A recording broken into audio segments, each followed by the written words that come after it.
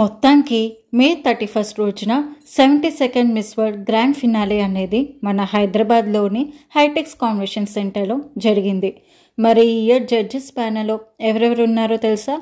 సోను సూద్ గారు, మానుషి చిల్లర్ గారు, నమ్రత గారు, రాణా గారు మరియు శ్రీ జయేష్ రంజన్ ఐఎస్ గారు ఉన్నారు.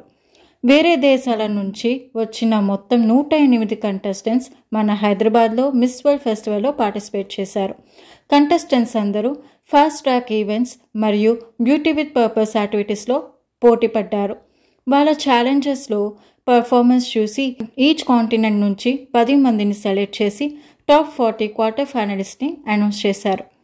అందులో కొందరు ఆల్రెడీ ఫాస్ట్ ట్రాక్ ఛాలెంజెస్ ద్వారా టాప్ 10లో ఉన్నారు.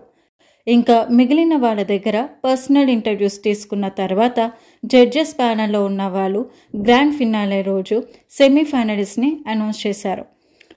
ఆ విధంగా 40 క్వార్టర్ ఫైనలిస్ట్ నుంచి టాప్ 20ని షార్ట్ లిస్ట్ చేశారు. ఆ తర్వాత ఈచ్ కాంటినెంట్ నుంచి టాప్ 2ని సెలెక్ట్ చేసి టాప్ 8 కాంటినెంటల్ విన్నర్స్ని అనౌన్స్ చేశారు.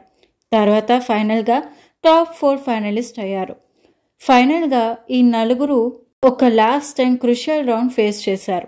జడ్జెస్ ప్యానెల్ ముందు ఒక పవర్ఫుల్ క్వశ్చన్కి ఆన్సర్ చెప్పడం వల్ల వారికి ఉండే విజన్ మరియు వాల్యూస్ని టెస్ట్ చేసి మిస్ వరల్డ్ 2025 విన్నర్ని అనౌన్స్ చేశారు.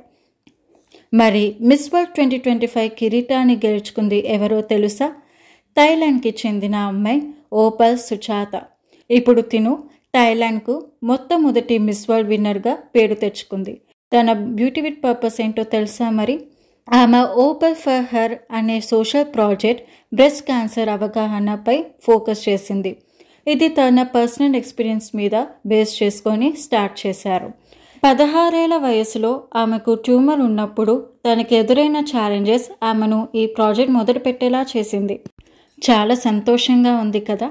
అలాగే మన నందిని గుప్తా కూడా సెమీఫైనల్స్ దాకా రావడం చాలా గొప్ప విషయం. మన ఇండియాకి మాత్రం మన నందిని గుప్తా గారు ఎప్పటికీ మిస్ వరల్డే. మరి మీ ఒపీనియన్ ఏంటో కింద కామెంట్ సెక్షన్లో తెలియచేయండి.